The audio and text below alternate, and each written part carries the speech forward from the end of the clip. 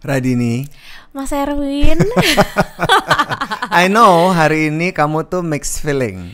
Iya. Ceritain dong kenapa mixed feeling? Jadi tepat di hari kita syuting ini, aku baru merilis single terbaru aku, judulnya Apa Kabar. Setelah 6 tahun aku gak rilis apa-apa di dunia musik.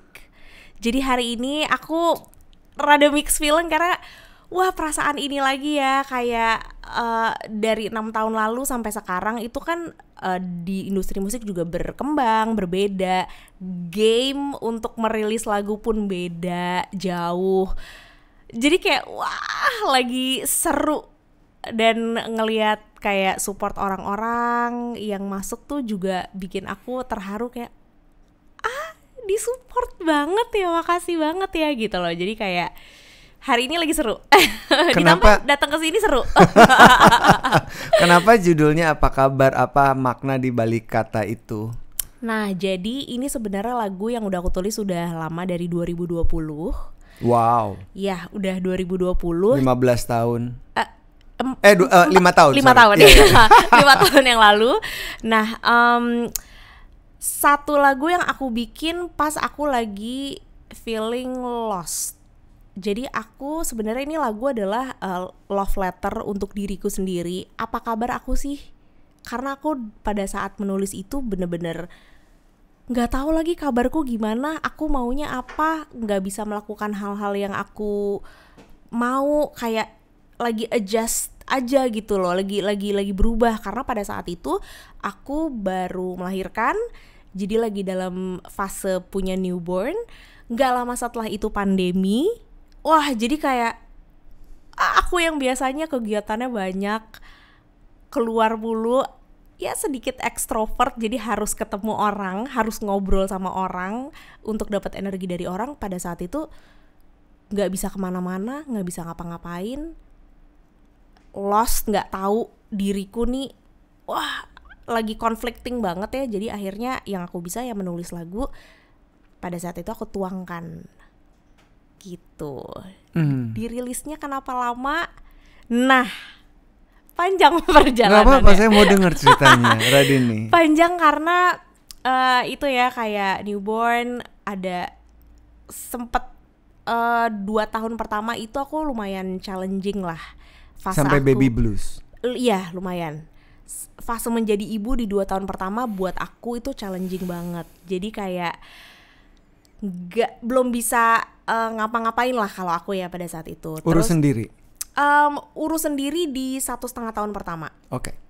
Terus abis itu aku ada distraksi nih. Akhirnya aku sama teman-teman aku, 3 sahabat aku lain bikin podcast namanya Rapot. Ya.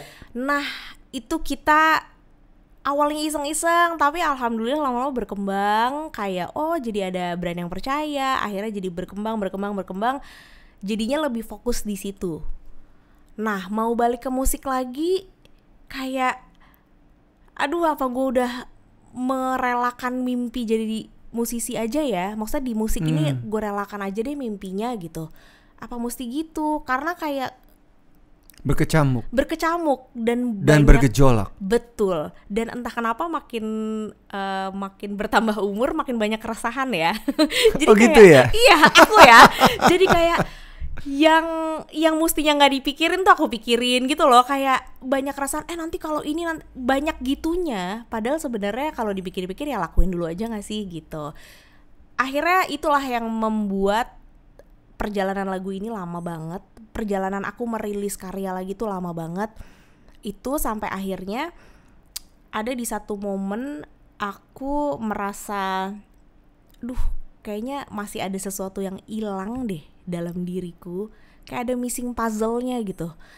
Anak alhamdulillah aman, keluarga aman, rapot lagi jalan, semua seems fine. Tapi di dalam dirikunya sendiri tuh ngerasa ada yang hilang. Nah, itu adalah trigger utamanya, kayak yang hilang ya musik lah. Kan gimana pun juga aku singer songwriter. Iya. Namanya musisi kayaknya gak bisa dilepaskan dari dirimu. Exactly, kayak gak bisa lepas deh.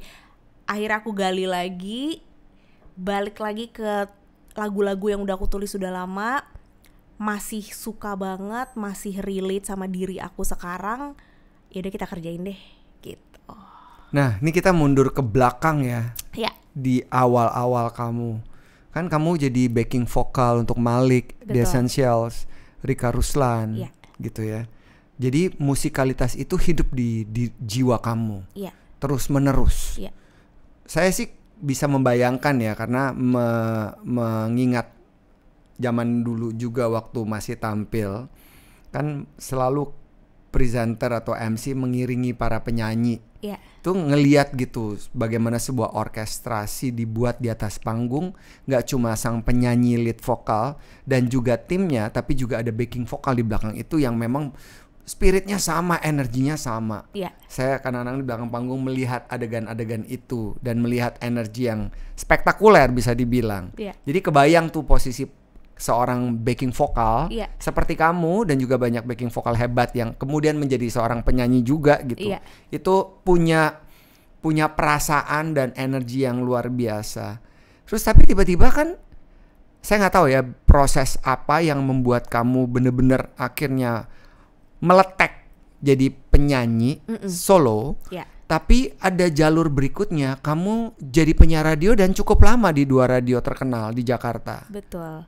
Jadi awalnya emang udah nyanyi dulu, terus pas nyanyi-nyanyi sendiri kan nyanyi di event atau reguler di kafe, awalnya itu dulu. Ada kesempatan untuk jadi backing vokalnya Malik and The Essentials dan beberapa musisi yang aku suka banget gitu ya.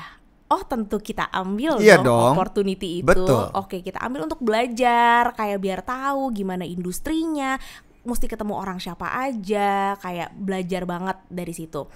Nah, tapi emang end goalnya aku udah tahu, aku pengen bikin project solo.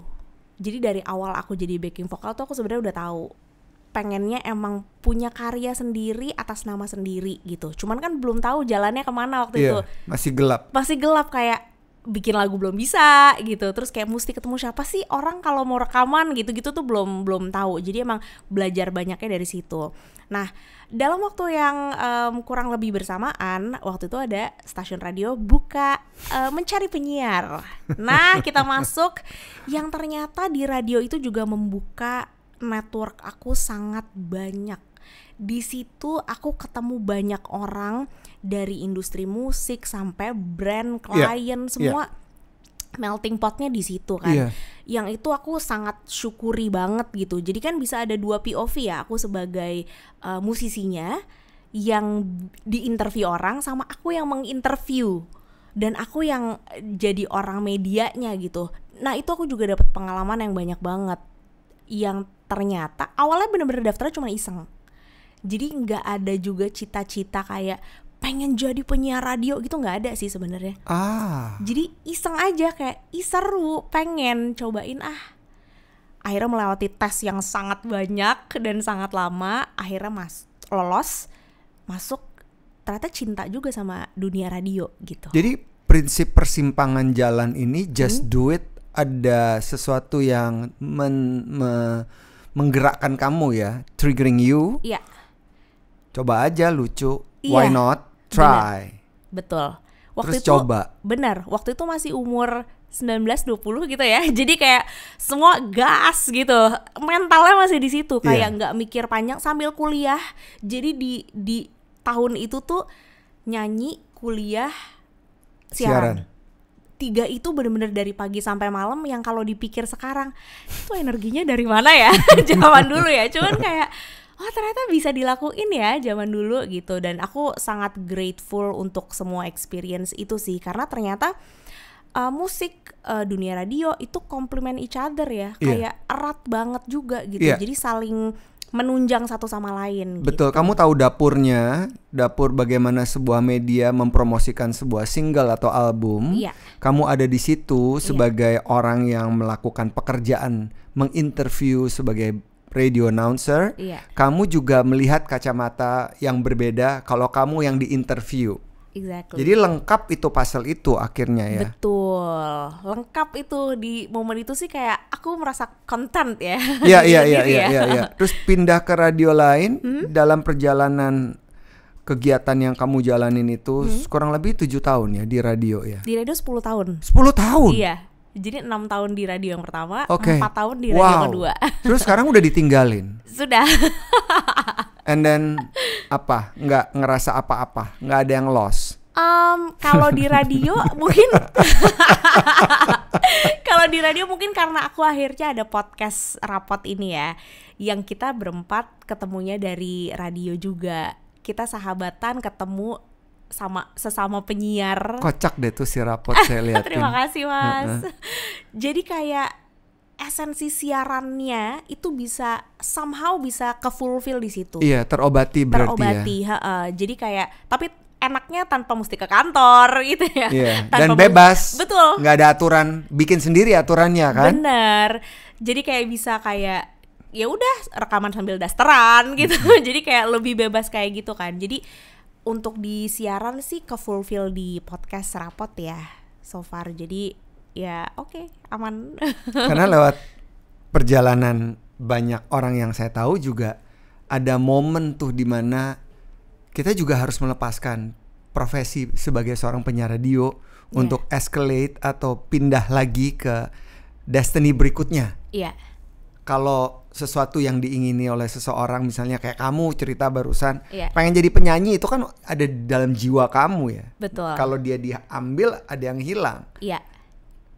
Tapi berbeda dengan penyiar radio, walaupun banyak juga, bukan banyak, ada beberapa orang di seluruh dunia ini yang menekuni profesi sebagai penyiar radio kemudian melepaskannya juga gitu. Iya. Yes. Tapi mungkin emang ya itu ya, karena ada si podcast itu jadi kayak ya oke, hilang tapi kita masih tetap bisa tanda kutip siaran gitu. Iya. Yang juga pada prinsipnya sama, sharing sesuatu, terkoneksi sama orang bisa relate. Pada prinsipnya kan rada sama ya gitu, cuman beda nggak muterin lagu aja gitu. Statement kamu, penjelasan kamu sama seperti refleksi apa yang saya lakukan saat ini. Punya podcast ini kan ya kayak gue siaran zaman dulu.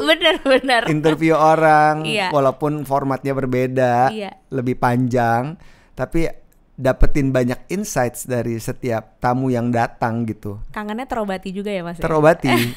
Nah, Radini, kalau ngomongin soal kreativitas dalam bermusik gitu ya, yang sudah kamu bangun dan kamu mendapatkan kepercayaan dari banyak klien, banyak orang, dari fans base kamu gitu, ceritain dong bagaimana, karena saya tahu kamu tidak bermain instrumen musik. Betul.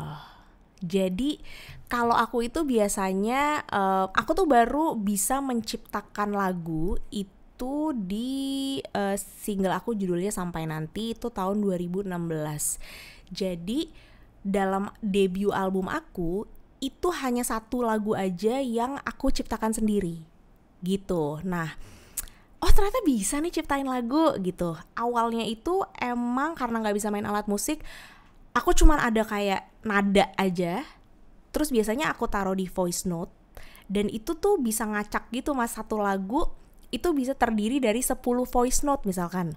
Jadi kayak ini kayaknya buat verse 1, ini verse 2, ini nada pre-chorus, nada chorus, nada bridge-nya gini. Itu tuh bisa aku random. Tinggal disatuin aja, aku cocok-cocokin yang mana. Nah setelah itu biasanya baru ke lirik. Atau misalkan dari humming aku udah terbersit kata, itu biasanya langsung aku, ini kayaknya nada ini cocok sama kata ini gitu. Nah itu biasanya langsung ada di voice note-nya. Nah setelah disatuin, baru aku menunjuk music producer gitu. Dan biasanya to rearrange gitu. Biasanya aku kasih referensi, aku maunya di lagu ini tuh vibe-nya kayak gini. Aku kasih beberapa referensi gitu ya. Nah berhubung aku gak bisa main alat musik, jadi aku perlu orang yang bisa mengerti bahasa aku. Nah biasanya makanya aku kerjanya sama teman-teman deket aku, yang kayak aku cuman ya gitu deh. Nah dia udah ngerti maksudnya ya gitu deh tuh apa gitu. Biasanya kayak gitu. Dan aku sangat beruntung sih punya teman-teman dekat yang emang mau bantuin terus gitu, yang kayak emang music wise cocok banget, secara kerja bareng juga cocok gitu. Sangat beruntung sih gitu. teman-teman ini juga hangout bareng kamu kan? Iya.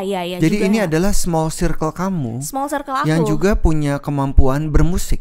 Betul. Jadi ini adalah produser-produser aku yang aku libatkan ya. Ini rata-rata udah ikut bermusik, kita bermusik sama-sama dari zaman dulu, dari masih reguleran di kafe sampai sekarang mereka udah jadi musisi-musisi hebat. Salah satunya kalau untuk si single baru aku Apa Kabar, ini yang produserin kolektif namanya Sick. Dia terdiri dari Marco, Kitut, Jesse, dan Josh. Jadi Marco itu adalah drummernya Barasuara. Wow.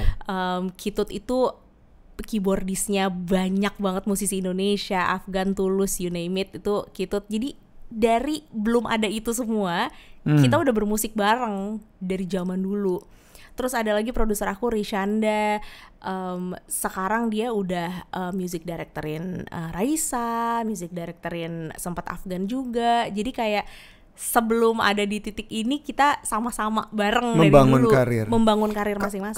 Kalau environment ini nggak ada, apakah tetap kamu menjadi Radini yang seperti sekarang? Aku rasa enggak sih, karena aku percaya kalau musik ya, atau mungkin di kreatif gitu ya, itu semua kolektif sih, hasil kerja bareng-bareng sih. Kalau specifically di musik gitu ya, dari lagu jadi itu banyak banget yang mesti di koreoin lagi kan. Kayak ada music producer, ada rekamannya, ada instrumen playernya siapa yang main. Jadi aku percaya sebuah karya musik itu hasil kolektif. Jadi kalau nggak ada yang lain nggak bakal jadi sih. Berarti ini membuktikan bahwa segala sesuatu yang dilakukan oleh seseorang, usaha, upaya, kerja keras, tidak mungkin bisa maksimal tanpa adanya lingkungan yang kondusif. Setuju banget. Ya kan ya? Banget. Dan ini berlaku tidak hanya untuk mereka-mereka yang ada di industri kreatif. Saya rasa di semua aspek kehidupan ya, dalam karir yang mau dicapai seseorang, kalau environmentnya nggak kondusif, ya nggak bertumbuh. Betul. Bantet gitu. Iya. Kayak adonan bantet. Bener. Iya kan ya? Bener, setuju. Aku setuju banget sih. Kayak dibanding sendiri maju, kayaknya nggak akan bisa, ya nggak sih Mas? Iya, nggak bisa. Kayak kalau sendiri ya mungkin akan cepet, tapi nggak bisa jauh. Nggak sustain. Nggak bertahan lama. Iya kan, misalnya kayak leader aja, pemimpin, kalau pemimpin nggak ada followernya gimana ya? Itu benar. Benar, apa yang dipimpin ya? Batu. bener. Jadi kayak aku percaya bareng-bareng itu kayak support system itu sih. Betul. Penting banget sih. Iya. Terus kadang kalau kita ngomongin tentang membangun engagement, kan di dalam kata engagement itu ada trust. Dan trust itu kan paling mahal menurut saya. Setuju banget. Gimana kamu memanage hubungan ini? Nah, yang panjang. Nah, ini dia, kayak kalau engagement misalkan dengan pendengar aku gitu ya, semua yang aku tampilkan itu adalah realnya aku. Otentik. Jadi tapi bisa jadi juga ya, ini pilihan orang aja menurut aku. Ada yang membangun persona, nggak salah juga. Yes. Ada yang real apa adanya. Kebetulan kalau aku memilih yang real apa adanya, karena aku nggak mau repot nantinya kayak pindah-pindah. Bener, jadi kayak sama aja. Ini aku ibaratnya on cam off cam ya gini aja gitu. Karena aku memilih nggak mau repot. Cuman ada juga kan orang yang membangun persona, which nggak salah. Yes. Itu totally fine. Kebebasan gitu. Setiap orang. Betul. Nah, kalau aku ya mungkin engagement yang terbangun itu, trust yang terbangun itu mungkin karena ada ya aku gini aja. Jadi emang kita relate aja gitu. Hari-hari sama, susah juga, punya kesialan juga, yang itu juga menjadi salah satu core-nya di podcast aku ya, di Rapot. Kita semua kayak gitu.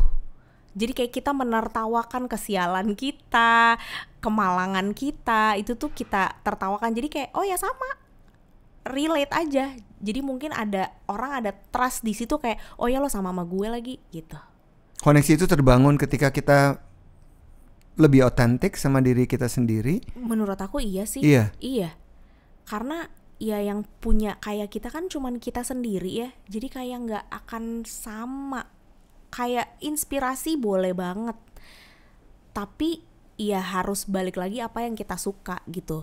Contoh kalau ngomongin otentik ke konten sosial media misalkan ya, yang aku tampilkan. Oke, ada banyak banget tren yang ada.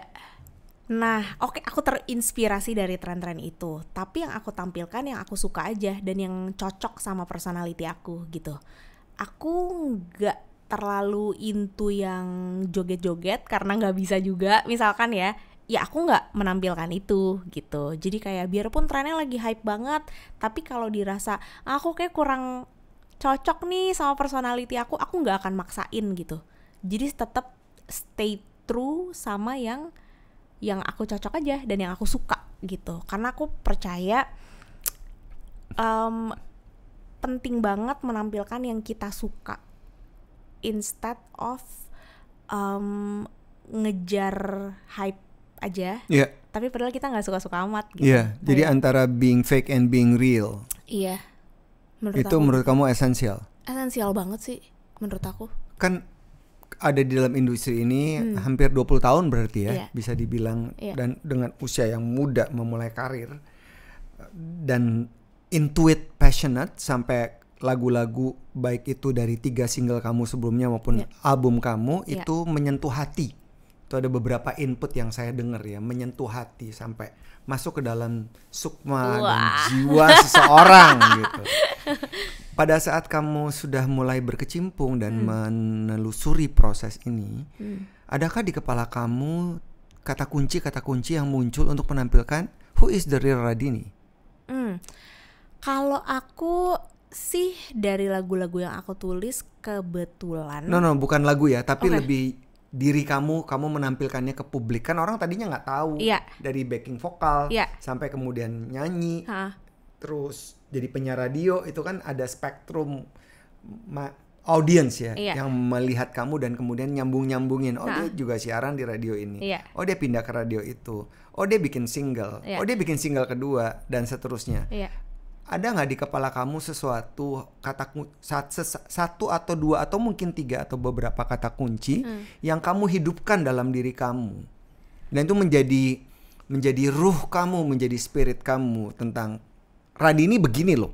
Nah, aku tuh nggak pernah ada yang spesifik yang aku mau berusaha tampilkan sebenarnya. Tapi aku tuh membiarkan orang tuh ikut bertumbuh, berkembang sama aku gitu. Jadi kan kayak dari tahun ke tahun, dari masa ke masa, pasti kan aku mengalami perubahan dalam hidup, dalam apa segala macam. Misalkan musik, pasti kan musiknya ada perbedaan juga. Nah, aku bener-bener mungkin kata kuncinya honest kali ya. Kayak aku membiarkan, karena itu seperti katalog hidup. Jadi kayak di masa ini aku lagi ngerasa ini, arahannya lagi ke sini, musiknya jenisnya gini, stylenya dia gini, aku membiarkan. Floating aja. Nah, nanti 2 tahun kemudian, mungkin aku lebih suka gimana, lebih mature, mungkin gayanya lebih simple sekarang. Nah, itu juga membiarkan. Jadi kayak seperti archive hidup gitu loh. Semua yang aku tampilkan sesuai dengan masanya masing-masing. Jadi aku nggak pernah ada satu, gue mau kelihatan kayak gini. Nah, itu bener-bener nggak ada lagi, Mas. Jadi memang ada 2 strategi yang saya amati ya, bagaimana seseorang dilihat oleh orang lain, memiliki spotlight. Ada yang modelnya seperti kamu, secara natural aja dia mengalir tanpa rencana, walaupun tahu goalnya adalah mau jadi penyanyi. Dan proses yang kamu lewatin seperti kamu ceritakan tadi ya, dia bertumbuh secara natural. Jadi dia adalah authentic. Tapi ada juga versi yang created, dibuat. Misalnya contoh Lady Gaga.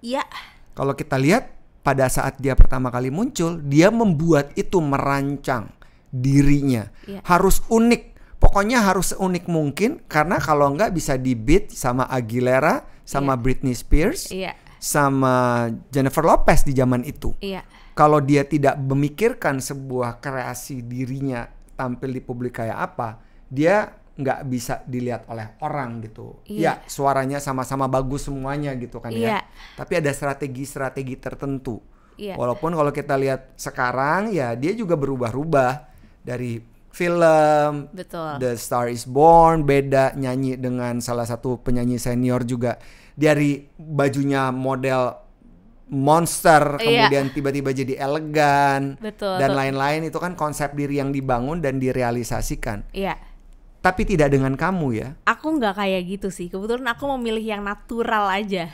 Kalau yang itu Lady Gaga, Sia, yang dia mesti poninya sampai sini itu kan kayak emang created, dan itu aku sih punya high admire banget ya sama orang-orang yang punya konsep kayak gitu ya. Cuman kalau aku memilih sekalian buat jadi archive hidup kali ya, kayak jadi emang kalau misalkan nanti track back lagi, oh di tahun 2007 gue lagi kayak gini lagi. Oh inget banget waktu itu lagi merasa ini, di fase hidup yang ini.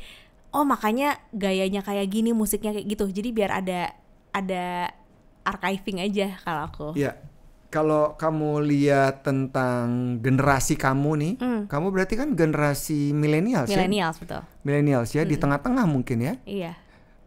Kamu ngelihat dunia kayak apa sih sekarang? Beda gak sih? Wah, sekarang udah super fast-paced world ya menurut aku. Kayak semuanya udah serba cepat, semua serba semakin majunya sih luar biasa ya. Kayak contoh misalkan di musik, sekarang semua orang bisa bikin musik sendiri di kamarnya sendiri dengan alat-alat yang udah tersedia gitu, gampang banget didapetin. Caranya juga kita bisa lihat tutorial banyak banget how to make music gitu. Jadi kayak kemudahan itu sih udah banyak banget ya didapetin sekarang. Zamannya berubah. Zaman dulu rilis musik kayaknya pentingin musiknya deh daripada kontennya. Kalau sekarang jadi musisi harus mikirin juga strategi kontennya, campaign-nya seperti apa. Di aplikasi 1 kita menampilkan apa, aplikasi 2 kita apa gitu, kayak lebih kompleks, lebih cepat, tapi banyak kemudahannya juga kalau aku lihat. Tantangannya? Tantangannya saking cepatnya ya kita harus tahu maunya apa sih. Itu penting ya? Iya, karena kalau enggak, iya tuh bagus, itu juga bagus lagi, wah cepet banget, ini mau yang mana ya gitu. Menurut aku saking banyaknya pilihan yang di-offer ke kita. Nah jadi kadang kan suka bikin bingung ya. Nah kalau dulu mungkin limited optionnya, jadi mungkin lebih tahu, ya karena gak banyak pilihan, oke deh ini aja gitu. Kalau sekarang saking banyaknya, jadi menurut aku penting untuk kita tahu maunya apa. And how do you find the clarity? Menarik. Gimana ya? Kayaknya nanya ke diri sendiri terus sih. Kontemplatif. Dulu aku mungkin banyak nanya orang. Nah sekarang aku nanya orang tuh hanya sebagai minta pendapat aja dong, tapi aku sebenarnya tahu maunya yang mana.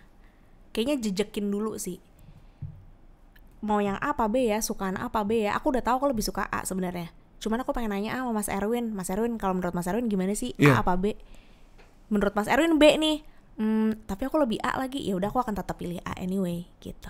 Oke. Jadi penting untuk kita tahu dulu sih maunya gimana. Karena itu fondasi ya. Iya betul. Din. Betul. Jadi kamu jarang sekali dong galau dalam mengambil keputusan untuk memilih musik mau diadaptasi seperti apa. Nah, kalau musiknya itu aku biasanya udah tahu arahannya mau kemana. Moodnya. Yang paling butuh suggestion dari produser aku adalah mungkin soundnya yang mana ya. Mendingan A atau B ya. Soundnya kayak gimana sih maksudnya? Misalkan kayak sound keyboardnya mau yang kayak gimana. Sound kick drumnya nih kita mau lebih bold apa mau agak tipis sedikit. Snare-nya mau yang mana nih? Yang A, B, C gitu. Nah biasanya aku udah tahu juga tuh. Udah tahu yang referensinya yang mana, tapi biasanya butuh dibantu aja sedikit. Nah itu sebenarnya ya that's why aku butuh musik produser ya. kayak job desk-nya ibaratnya kayak gitulah gitu. Tapi exactly aku udah tahu sebenarnya pengennya tuh yang kayak gimana gitu. Termasuk ketika kamu menulis lirik. Nah iya, kalau lirik biasanya itu emang udah aku pribadi sih. Otomatis. Otomatis, itu kayaknya nggak pernah nanya siapa-siapa deh. Maksudnya dia keluar begitu saja dan kamu tidak ada perasaan atau pemikiran-pemikiran baru, kayaknya mesti diganti ini daripada ini gitu. Ada nggak? Kalau yang udah nempel banget itu aku biasanya enggak. Kalau yang dari awal aku ragu, nah itu aku tahu, bahkan aku tahu itu ragu. Biasa aku kayak linkerin, mungkin ini kita bisa work on it nih, work on this part gitu. Berarti nggak tahu, ini asumsi saya ya, Din. Berarti kamu lebih intuitif? Mungkin ya. Nggak tahu sih. Mungkin ya, iya sih. Tapi kalau hubungannya sama musik sih aku bener-bener rely on my gut sih.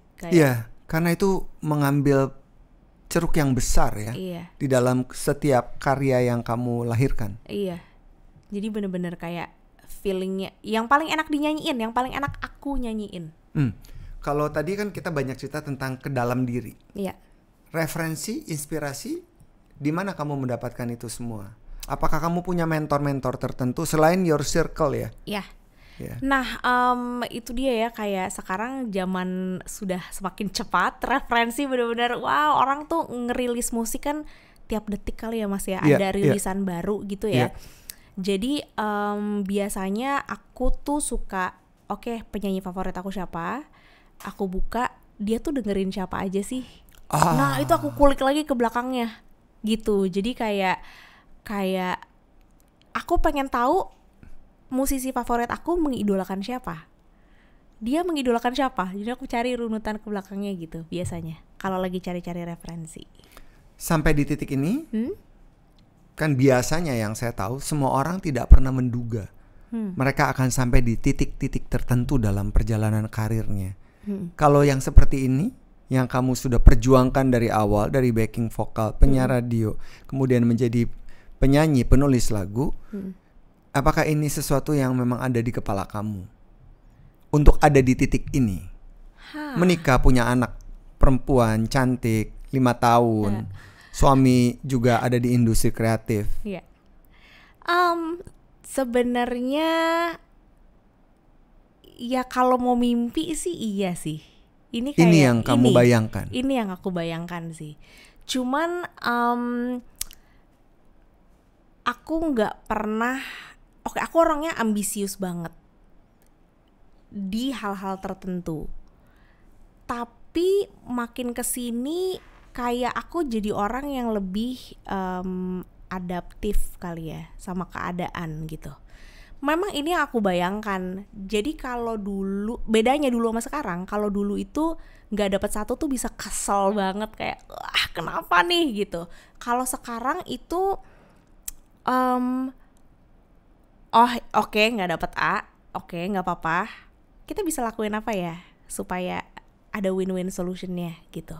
Tapi kalau apakah ini yang aku bayangkan sih, so far ini on my list. Nice to hear that. And how you deal with failures and expectation? Wah, itu dia ya. Emang butuh belajar banget. Kayaknya pengalaman sih ya. Pengalaman yang akhirnya membuat kita semakin bijak, hopefully semakin bijak. Karena yang tadi aku bilang, dulu tuh kalau menghadapi kegagalan tuh bisa wah, marah, pundung banget gitu ya. Kalau sekarang oke, ya maunya gini, ekspektasinya nggak usah terlalu tinggi-tinggi gimana banget deh gitu. Jalanin aja yang ada, nikmat. Kalau sekarang lebih menikmati prosesnya. Just enjoy the process, enjoy the view. Udah. Jadi you are more mature and realistic. Exactly. Yang aku nggak nyangka aku bisa jadi orang kayak gini. Punya pemikiran ini maksudnya.